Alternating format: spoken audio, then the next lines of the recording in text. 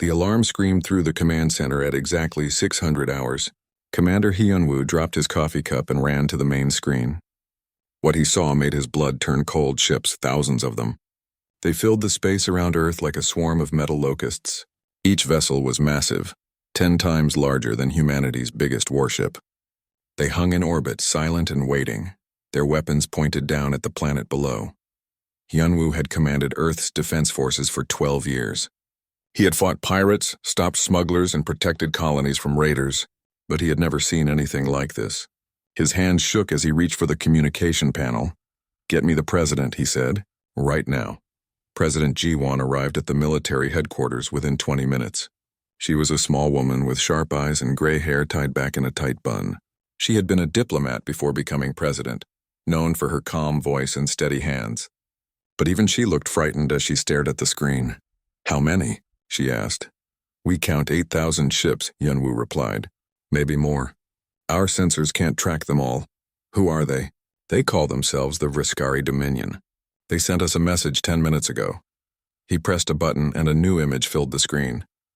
The alien who appeared was tall and thin, with blue-gray skin and 4 arms. Its eyes were black and empty like holes in space. When it spoke, its voice came through perfectly translated into human language.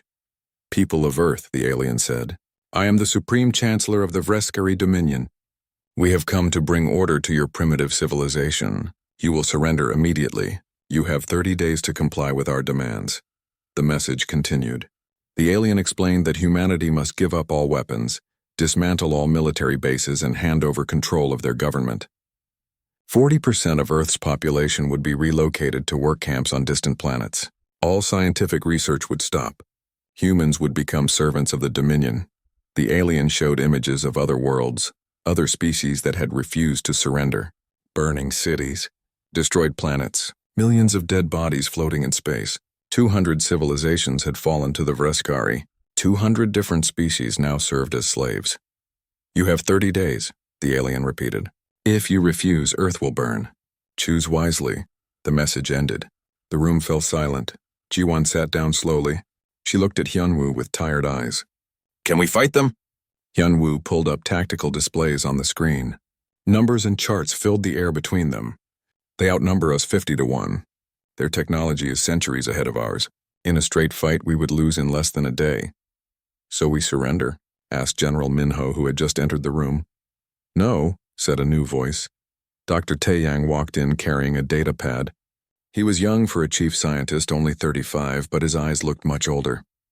He had lost his wife and children in the border skirmishes 16 years ago. Since then, he had devoted his life to building weapons. "What do you mean, no?" Ji-won asked. Taeyang connected his data pad to the main screen. "We've been working on something. A secret project. We called it Prometheus." Images appeared on the screen. Strange devices. Complex equations. Ships unlike anything Hyunwoo had ever seen. "It's been too dangerous to use," Taeyang continued. "Too destructive. We weren't sure we should even build it. But now..." He gestured at the alien fleet outside. "Now we don't have a choice." For the next hour, Taeyang explained Project Prometheus. It wasn't one weapon. It was a completely new way of fighting. Factories that could build themselves. Tiny ships controlled by human minds. Bombs that could move pieces of space itself. "How long until it's ready?" Hyunwoo asked. "It's already ready. We just need to activate it." Ji-won stood and walked to the window. Outside, she could see the alien ships blocking out the stars. 12 billion people lived on Earth. Billions more on the colony worlds. All of them depending on her decision. "Call an emergency council meeting," she said quietly. "Get representatives from every colony, every nation. Everyone needs to vote on this." The council meeting lasted 3 days. Some colonies wanted to surrender. They showed statistics, probability calculations, casualty estimates. Fighting would mean millions dead, maybe billions. Better to live as slaves than die as heroes. Others demanded resistance. They showed the images the Vriskari had sent, the destroyed worlds and dead civilizations. Slavery would mean a slow death anyway. Better to fight and die free than live on their knees. Captain Yuna represented the Mars Defense Fleet. She was young, only 28, but she had trained her whole life for war. "My generation has never seen real combat," she said to the council. "We've lived in peace, but we've also trained for this moment. We're ready to defend our homes. The debate went on and on. Voices rose in anger, then fell in despair. Some people cried. Others shouted. The weight of the decision pressed down on everyone in the room. Finally, Ji-won called for silence. She stood at the center of the council chamber, alone under the lights. "I've listened to all of you," she said. "I understand your fear. I share it. But I've made my decision." She turned to face the camera that would broadcast her words to every human world. "We've been peaceful for 3 generations. We've built colonies, raised families, and explored the stars. The Vriskari think this makes us weak. They think we'll surrender without a fight because we've forgotten how to be warriors." Her voice grew stronger. "They're wrong. We've been patient, not weak. We've been diplomatic, not fearful. And now they'll learn the difference." Ji-won pressed a button. The communication channel opened directly to the Vriskari fleet. The Supreme Chancellor's face appeared on the screen, looking amused. "Have you made your decision?" the alien asked. "Yes," Ji-won said. "Here is our answer. Earth does not kneel. Earth does not beg. Earth does not surrender. You came here expecting us to be afraid. You were wrong. Leave our system now, or you'll discover what humanity becomes when you threaten our home." The alien laughed. It was a cold sound, like wind through a graveyard. "Foolish creatures. You choose death very well. When your world burns, remember that you had a choice." The transmission ended. Hyun-woo looked at Ji-won. "What now?" She turned to Tae-yang. "Activate Project Prometheus. Begin the mobilization. We have 30 days to prepare for war." Across human space, the word spread. Earth had refused. Earth would fight. People reacted in different ways. Some were terrified. Others felt pride. Parents held their children tighter. Soldiers checked their weapons. Scientists rushed to their laboratories. On Mercury, the nanoforges began to wake up. On Mars, pilots entered training pods to learn how to control dozens of ships with their minds. On Earth's moon, engineers assembled weapons that could tear holes in space itself. The Vriskari watched from orbit. They had seen this before, species making brave last stands before inevitable defeat. They were patient. They would wait the 30 days. Then they would destroy this stubborn race and add humanity to their long list of conquered peoples. But in the depths of space, in hidden laboratories and secret bases, humanity prepared something the Vriskari had never encountered before. Not just weapons, not just ships, something new, something terrible. The countdown had begun, 30 days until the ultimatum expired. 30 days to prepare for the biggest war humanity had ever fought. The Vriskari expected begging. They expected tears and surrender. Instead, they had awakened something they didn't understand. They had poked a sleeping giant, and now that giant was opening its eyes, reaching for weapons that would set the stars themselves on fire. The war was coming, and nothing in the galaxy would ever be the same again. Dr. Tae-yang stood in the center of the largest laboratory humanity had ever built. It stretched deep inside Mercury's surface, hidden from sensors and protected by miles of rock. Around him, thousands of scientists worked at terminals, their faces lit by blue screens. "Show them," Tae-yang said to engineer Bo-young. Bo-young was a quiet woman who rarely smiled. She spoke in numbers and equations, seeing beauty in mathematics that others couldn't understand. She pressed a button and the laboratory's main screen came alive. "This is a nanoforge," she explained. The screen showed something that looked like a silver cloud. Each unit is smaller than a grain of sand. But they can work together. They can build anything. Hyun-woo watched as the silver cloud surrounded a small asteroid. Within minutes, the rock began to change. Metal formed. Shapes emerged. What had been a dead rock became a sleek warship. "How fast can they work?" Hyun-woo asked. "One forge can build a ship in 3 days. We have 10,000 forges hidden across the solar system. They can also copy themselves. Give us a week and we'll have 100,000 forges. Give us 2 weeks and we'll have 1,000,000. Hyun-woo did the math in his head. His eyes widened. "That's impossible." "No," Bo-young said flatly. "It's just very difficult. We've been preparing for this for years." The second part of Project Prometheus was even stranger. Tae-yang led Hyun-woo to a different section of the base. Here, people lay in special pods, their heads covered with silver wires. Screens around them showed dozens of small fighter ships moving in perfect formation. "Neural link technology," Tae-yang explained. "One person can control hundreds of ships at once. Their mind connects directly to the fighters through quantum links. They see through every ship's sensors. They control every movement. Hyunwoo watched as Major Sung-ho emerged from one of the pods. Sung-ho was a pilot the best humanity had. He was cocky and confident, treating dangerous flying like a sport. But now he looked pale and shaken. "It's strange," Sung-ho said. "I was in 200 places at once. I could see everything, control everything. It's like being a god." He paused. "Or like losing yourself completely. I'm not sure which. Is it dangerous?" Hyunwoo asked. Taeyang looked away. "Yes, the human mind wasn't meant to split like this. Some pilots have had problems. Memory loss. Identity confusion. We're still working on fixing it. But we don't have time," Hyunwoo said. "No, we don't. The third weapon was the most terrifying. They called them quantum displacement bombs." Taeyang showed Hyunwoo a small device no bigger than a fist. "This doesn't explode," Taeyang said. "Instead, it moves things. It can teleport a ship across space instantly, or it can teleport just part of a ship, leaving the rest behind. What happens to the crew? They die. Instantly. The ship tears apart at the molecular level." Hyunwoo stared at the small device. "Such a tiny thing. Such terrible power. How many of these do we have?" 50,000. "We can make more." While the weapons were prepared, Captain Yuna dealt with a different problem. She stood on the command deck of her ship, watching civilian transports flee from Mars. Families packed onto vessels, taking whatever they could carry. Children cried. Parents tried to stay calm. "How many more?" Yuna asked her second officer. 3 million still waiting for transport. "We don't have enough ships." Yuna watched a mother struggling to board a transport with 3 small children. The woman looked terrified, clutching her kids like they might disappear. Yuna thought about what would happen if the Vreskari won. Those children would become slaves. They would never grow up free. "Commandeer every civilian vessel in the system," Yuna ordered. "Cargo ships, tourist cruisers, private yachts. Everything that can fly. We get everyone out. That's illegal without proper authorization. Then I'll face charges after the war. If we survive." Yuna turned to her officer. "Get it done." Far above Earth, trapped aboard the Vreskari flagship, Ambassador Jae-min watched his captors carefully. He had been captured 3 weeks before the invasion, taken during a diplomatic mission. Now he sat in a cell observing everything. The Vreskari were old. Their civilization had lasted for thousands of years. They had conquered hundreds of worlds using the same tactics over and over. Overwhelming force, psychological warfare, patient waiting until the enemy surrendered.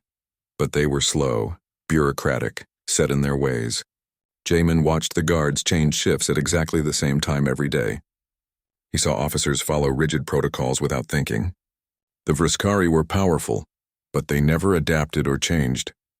He also noticed something else.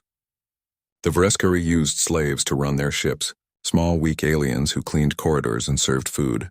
These slaves watched everything with quiet, careful eyes. They whispered in corners. They passed messages when the Vreskari weren't looking. Jaemin began talking to them. Quietly, carefully, learning their languages. Building trust. He discovered that these slaves hated their masters. They had been conquered, enslaved, beaten down, but they remembered freedom. And they were waiting for a chance to fight back.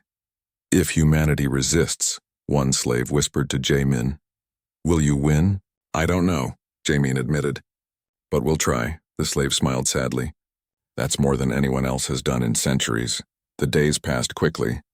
The nanoforges worked without stopping, consuming asteroids and moons, turning raw material into warships. The forges grew and multiplied, spreading through the solar system like a silver plague. On day 20, Mercury was gone, completely consumed. In its place floated a cloud of construction machines and partially built ships. The planet had been sacrificed to create humanity's fleet. On day 25, the Neural Link pilots finished training. 3,000 men and women who could control hundreds of ships each. Some had adapted well. Others showed signs of mental strain, their personalities fragmenting under the pressure of being in so many places at once. Taeyang watched them with growing concern. "We're destroying their minds," he said quietly to Bo-young. "Yes," she agreed. "But if we don't, the Vreskari will destroy everything. Sometimes there are no good choices."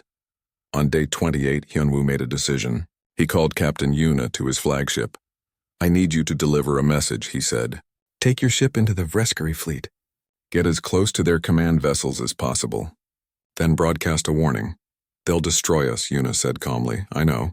That's why I'm asking for volunteers only. No one is ordered to go, Yuna smiled. It was a cold smile full of anger and determination. My whole crew will volunteer. When do we leave? Tomorrow morning. The next day, Yuna's frigate jumped directly into the center of the Vreskari fleet. Thousands of alien warships surrounded the small human vessel, weapons locked on. Targeting systems activated, Yuna stood on her bridge calm and steady. Broadcast on all frequencies, she ordered. Her message went out to every Vreskari ship.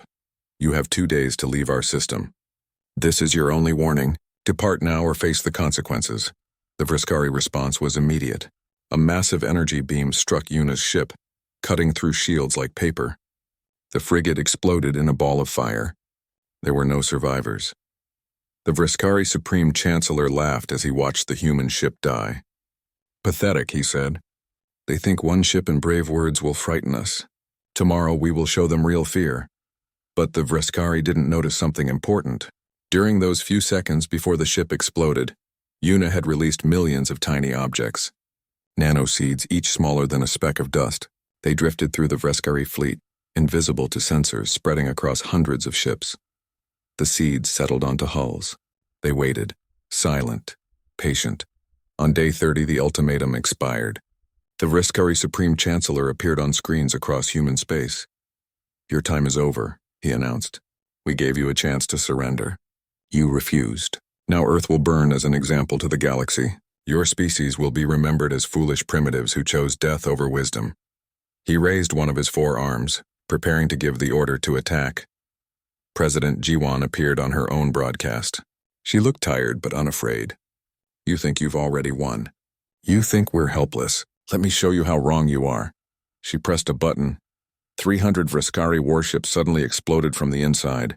The nanoseeds activated all at once, ripping through shield generators, cutting through power systems, tearing apart engines. Ships that had seemed invincible moments ago became floating debris. The Vreskari fleet fell into chaos. Alarms screamed. Officers shouted orders. Ships tried to scan for more seeds, but they were too small, too numerous. Yunwu's voice came through on the same frequency. You wanted a war. Now you have one. Let's see if you're ready for what humanity has become. From Mercury's orbital zone, a cloud emerged. It looked like a silver fog at first. Then the fog resolved into individual shapes. Ships, hundreds of them, thousands, tens of thousands. Small, fast fighters pouring out of the nanoforges like angry insects. Each fighter was controlled by a neural link pilot. Major Sung Ho alone commanded 200 ships. His consciousness spread across the fleet like a web. Other pilots controlled their own swarms, coordinating with perfect precision. The Vreskari had come to conquer a primitive species. Instead, they faced something they had never encountered before. An enemy that could build faster than they could destroy. The Vreskari fleet had fought wars for 5,000 years. They had conquered 200 civilizations. Their tactics were perfect, tested across centuries of victory. They knew how to fight, but they had never fought anything like this. Major Sung Ho existed in 200 places at once. His consciousness stretched across his fighter swarm like a spider's web. Through 200 sets of sensors, he saw the massive Vreskari battleships ahead. Each enemy vessel was 100 times larger than his fighters. Their weapons could destroy a small moon, but Sung Ho wasn't afraid.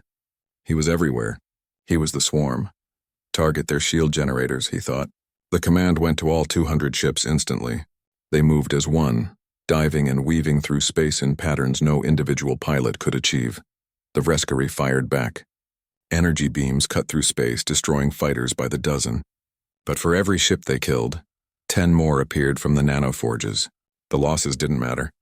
The swarm kept growing. Sung Ho felt each destroyed fighter as a small pain in his mind, like losing a finger. It hurt, but he kept fighting. His ships fired their weapons, small missiles that found gaps in the Vreskari shields. Explosions bloomed across the enemy hulls. Other neural link pilots commanded their own swarms. 3,000 humans, each controlling hundreds of ships, attacked the Vreskari fleet from every direction. The enemy had never faced such coordination, such perfect unity of action. But there was a cost. In the Neural Link Control Center on Mars, Dr. Taeyang watched the medical monitors with growing horror. The pilots' brain scans showed abnormal patterns. Their consciousness was fragmenting, splitting into pieces. Some pilots began screaming in their pods. Others went silent, their minds scattered across too many ships. One pilot, a woman named HFY, suddenly stopped responding.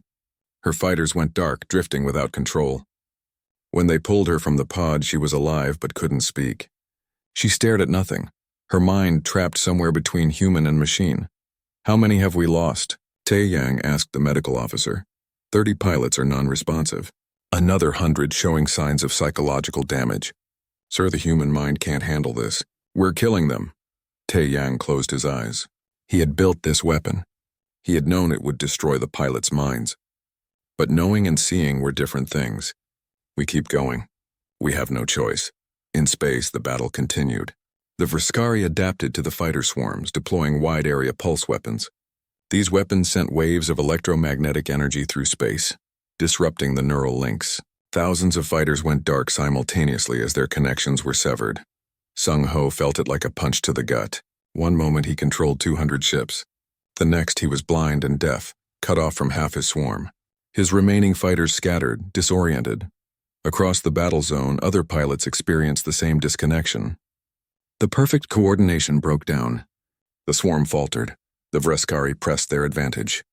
Their massive ships moved forward, weapons blazing. They pushed toward Earth, crushing the fighter swarms that tried to stop them. Captain Yuna watched from her new command ship. After her first vessel was destroyed, she had taken command of another. Now she led a small fleet equipped with the quantum displacement bombs. "They're breaking through our lines," her tactical officer reported. "Good," Yuna said calmly. "That's what we want. Let them think they're winning." She waited until a large group of Vriskari battleships pushed deep into human-controlled space, chasing the retreating fighters. They were focused on their prey, confident in their victory. "Now," Yuna ordered. Her ships released the quantum displacement bombs. The small devices flew toward the Vriskari vessels, too tiny to be detected. When they activated, space itself twisted. A Vriskari battleship suddenly lost its entire front section. The missing piece appeared 3 light-years away, tumbling through empty space. The rest of the ship exploded as its power core destabilized. Another enemy ship found itself split in half. Another had its engines teleported into a nearby sun. Across the battlefield, Vriskari vessels came apart in impossible ways. But the Vriskari had thousands of ships. Even losing hundreds wasn't enough to stop them. They kept coming, overwhelming human defenses through sheer numbers. Commander Hyunwoo watched from his flagship as the enemy fleet pushed closer to Earth. The evacuated planet hung in space, silent and waiting. 12 billion people had lived there. Now it was empty except for the defense systems. "They're entering the trap zone," his tactical officer said. Hyunwoo nodded. "Hold. Wait for my command." The Vriskari fleet surrounded Earth, their weapons charging. The Supreme Chancellor broadcast a message. "Your defiance ends now. Your homeworld will burn and your species will learn the price of resistance." "Now," Hyunwoo said quietly. Around Earth, thousands of invisible quantum displacement nodes activated.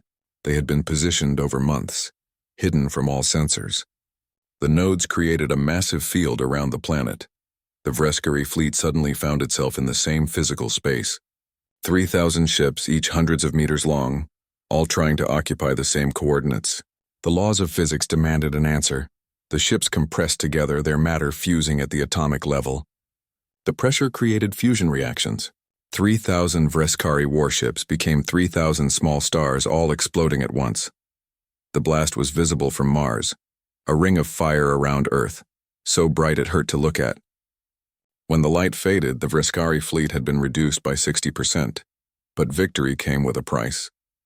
The quantum nodes burned out from the energy release. They couldn't be used again, and the explosion had damaged Earth's moon, cracking it into pieces. Humanity's homeworld was saved, but the solar system would never look the same. The surviving Vriskari ships retreated to a safe distance. Their fleet was broken, their confidence shattered. For the first time in 5,000 years, the Dominion faced real defeat.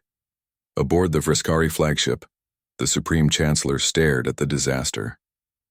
Half his fleet gone in an instant. Impossible, unthinkable. No primitive species should possess such weapons. His advisors urged retreat. But retreat would mean admitting failure. The Chancellor had never failed before. His pride, his reputation, everything depended on victory. He made a decision that would doom billions. "Activate the stellar igniters," he ordered. His officers looked shocked. "Supreme Chancellor, that would violate our own laws. The Council would never approve. I am invoking war right. I have absolute authority. Activate the igniters now." The stellar igniters were the Vreskari's ultimate weapon, devices that could force a star to explode. They had been used only twice before, both times to destroy rebellious colonies. The weapons were so terrible that even the Vreskari feared them. 7 igniters were positioned around Earth's sun. When activated, they would cause the star to go nova. Everything in the solar system would burn. Every human colony within 10 light-years would be sterilized by radiation. The Chancellor broadcast a new message to humanity. "You have forced me to take extreme measures. Your sun will explode in 72 hours. You cannot stop this. Surrender now, and I will evacuate your civilians before the end. Refuse and your entire species dies," he smiled coldly. "You chose defiance. Now you will burn." President Ji-won received the message in her command bunker. She looked at the technical readout of the stellar igniters. Her scientists confirmed it. The devices were real. The threat was real. "Can we destroy the igniters?" she asked. Hyunwoo shook his head. "They're heavily defended. We might destroy 3 or 4. The others would activate, so we evacuate." "How many can we save?" "Maybe 6 billion. The quantum tunnels can't handle more than that. 6 billion will die." The room fell silent. 6 billion lives. Half of Earth's population. Children, families, people who had trusted their leaders to protect them. Taeyang spoke up. "There's another option." Everyone turned to look at him. His face was pale but determined. "We can't stop the igniters, but we can redirect where the energy goes. The quantum displacement network that we use to trap the Vreskari fleet, we can rebuild it, make it bigger. When the sun explodes, we channel that energy through a wormhole." "Channel it where?" Ji-won asked. "To the Vreskari home system, 300 light-years away. We send the sun's death directly to their worlds. If we burn, they burn with us." The suggestion hung in the air like poison. It was genocide. 42 billion Vreskari civilians lived in their home system. Men, women, children who had nothing to do with this war. All of them would die. "No," Captain Yuna said immediately. "We can't. That makes us worse than them." "Does it?" Taeyang shot back. "They came here to enslave us.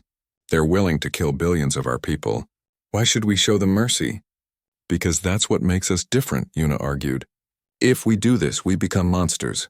The debate raged for hours. The clock kept ticking. 72 hours until the sun exploded. Time to decide what humanity would become.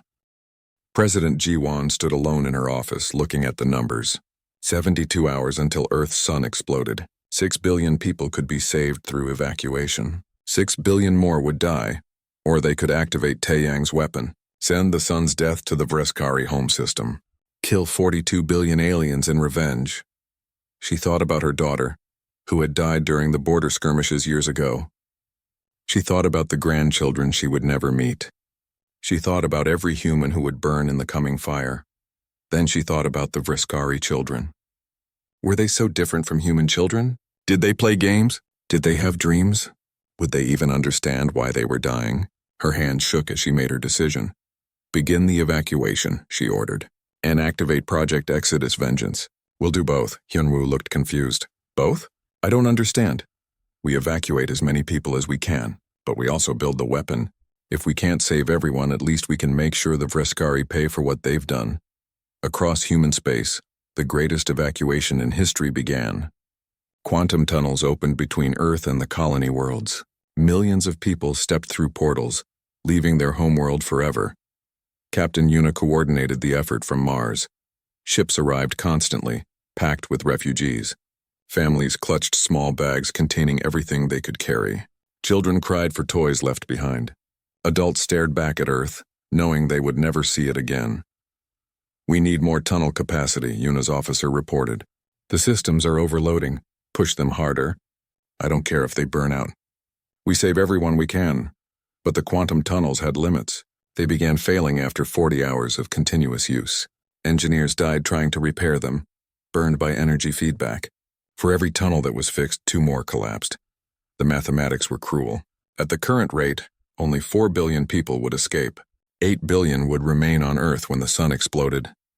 Meanwhile, Engineer Bo Young led the construction of the weapon system. The nanoforges still building warships were redirected to a new task. They began consuming Venus, turning the planet into quantum displacement nodes. How long until the weapon is ready? Hyunwoo asked. 60 hours, Bo Young replied. We're converting the entire inner solar system into a directed energy channel. When the sun explodes, every bit of energy will be focused through a wormhole directly at the Vreskari home system. And if we don't activate it, then all the energy disperses normally. The solar system dies, but the Vreskari survive. Aboard the Vreskari flagship, Ambassador Jaemin had been watching his captors carefully. The slave races who served the Vreskari were restless. They whispered in corners. They looked at Jaemin with hopeful eyes. He had learned their languages over the weeks of imprisonment. Now he spoke to them in quiet moments when the guards weren't watching. The Vreskari Supreme Chancellor is acting alone, one slave told him. The Council doesn't know about the stellar igniters. Such weapons are forbidden except in the most extreme cases. Why don't the Council stop him? Jaemin asked. War right. Ancient Vreskari law. In times of war, the military commander has absolute authority. The Council cannot override him, Jaemin thought carefully. What if the Supreme Chancellor was removed from power? The slave looked frightened. That would be rebellion. The punishment is death for everyone involved. You're already slaves. What's worse than that? The slave was quiet for a long moment. Then freedom. Even the chance of freedom. That's worth dying for. They began planning a rebellion. It would happen in 50 hours when the guard shift changed. They would storm the command deck, capture the Chancellor, and broadcast a message to the Vreskari Council. If they could break the chain of command, maybe the stellar igniters could be stopped. It was a desperate plan with almost no chance of success. But it was something. On Earth, 8 billion people waited to die. The quantum tunnels had failed completely. No more evacuations were possible. Those who remained had a choice: panic and chaos or dignity in their final hours. Most chose dignity. Families gathered on beaches watching the sun. It looked normal, but they knew what was coming. Parents held their children. Old couples sat together holding hands. Strangers became friends, sharing food and stories. A young teacher named Hyo Jin sat with her class of first graders. They were too young to really understand. She told them stories about the stars, about the colonies where other humans would live on. Will it hurt? A small boy asked. No, Hyo Jin lied gently. It will be like falling asleep. You won't feel anything. She hoped that was true. In the evacuation fleet, President Ji-won addressed the 6 billion survivors. Her face appeared on every screen, tired and old. To those who made it to safety, you carry the future of our species. To those still on Earth, you are not forgotten. Your sacrifice will be remembered forever. You are heroes, all of you. She paused, her voice breaking. I'm sorry. I'm so sorry I couldn't save you all. On Earth, people watched the broadcast. Some cried. Others stayed strong. They didn't blame Ji-won. They understood. Sometimes there were no good choices. Major Sung-ho sat in a neural link pod, his mind barely holding together. He had been connected too long, split across too many ships. His personality was fracturing. Sometimes he forgot his name. Sometimes he thought he was a ship instead of a person. But he could still fight. That was enough. I volunteer, he told Tae-yang, for the weapon system. Someone needs to guide it manually. I can do it. Tae-yang looked at the broken pilot. You'll die. I'm already dying. My mind is scattered. I can barely think straight anymore. Let me die doing something useful. Captain Yuna heard about Sung-ho's decision. She went to see him. You don't have to do this, she said. Sung-ho smiled. It was a strange smile, not quite sane. Yes, I do. I've been everywhere and nowhere. I've lost myself, but I can find myself again in one final mission. I'm coming with you, Yuna said. Why? Because you'll need help. And because I want to see this through to the end. Engineer Bo Young also volunteered. I built these systems. I know how they work. You'll need me to calibrate the wormhole targeting. The three of them, a fractured pilot, a young captain, and a cold engineer, would crew the mission to activate humanity's ultimate weapon. But then, 50 hours into the countdown, Tae-yang made a discovery. He ran to President Ji-won's command center, his face pale. The weapon. We can redirect it. What do you mean? Instead of targeting the Vreskari home system, we could target empty space. Between galaxies. The sun's energy would dissipate harmlessly. No one would die. Jiwon stared at him. You're saying we can save the Vriskari? Yes, but there's a cost. Someone would need to manually recalibrate the quantum nodes during the explosion. The radiation levels, the dimensional stress, it would be lethal. It's a suicide mission. We already have volunteers for a suicide mission. Yes, but this changes everything.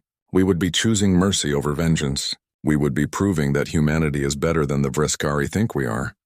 Jiwon sat down slowly. The weight of the decision crushed down on her.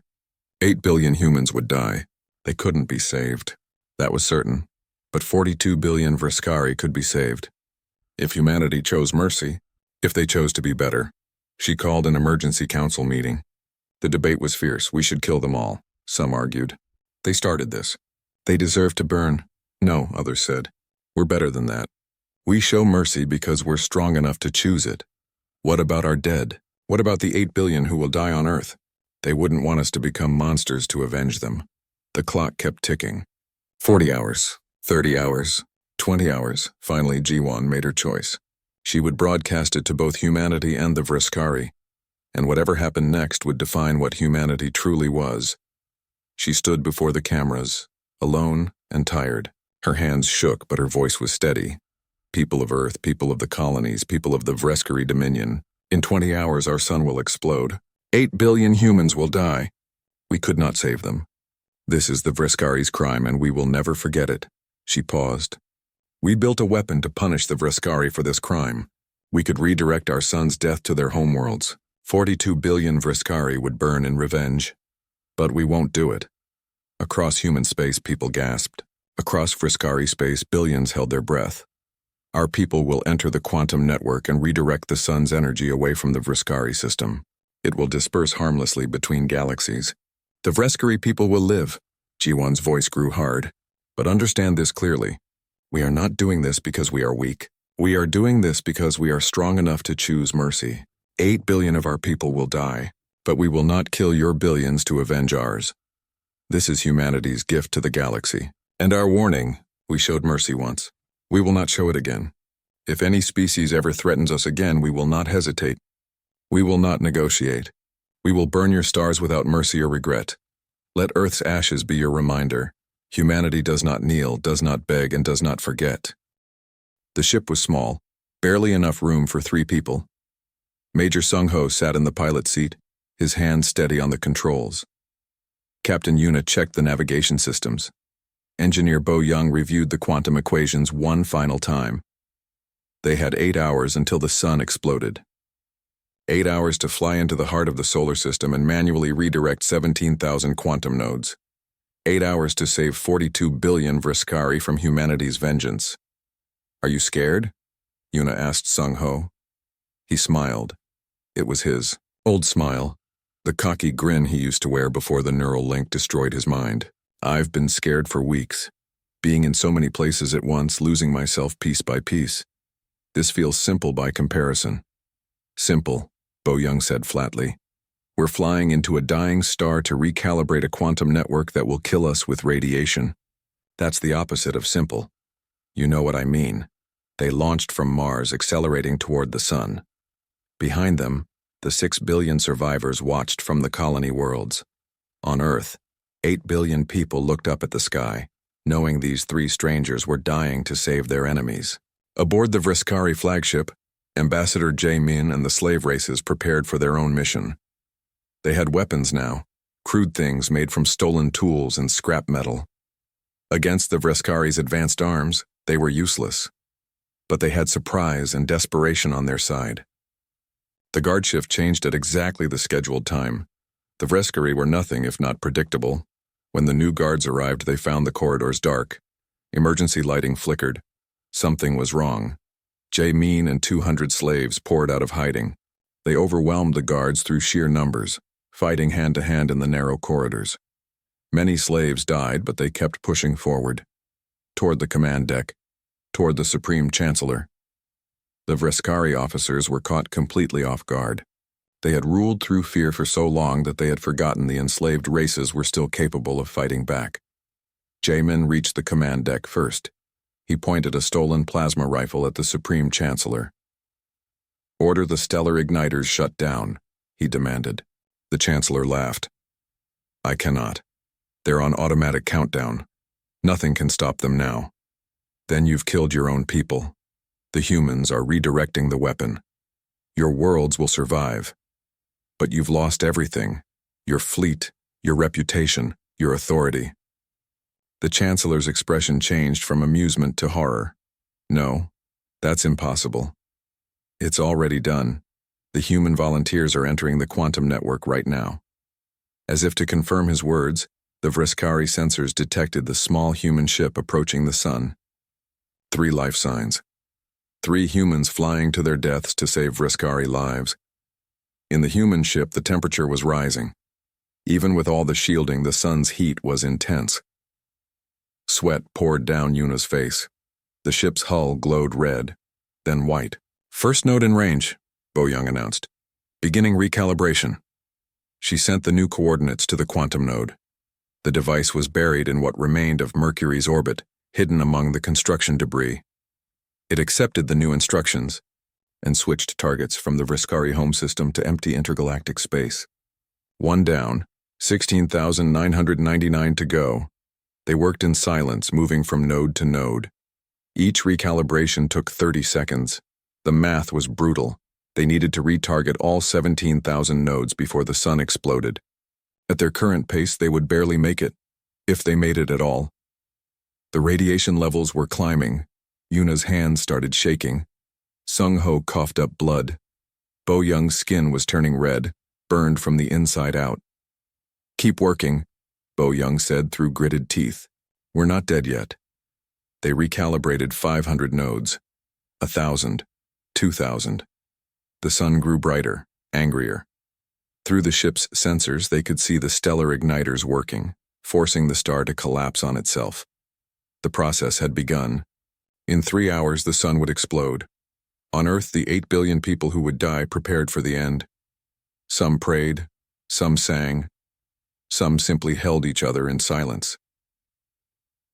A grandmother named Sunja gathered her family around her. Her children and grandchildren hadn't made it to the evacuation. They would all die together.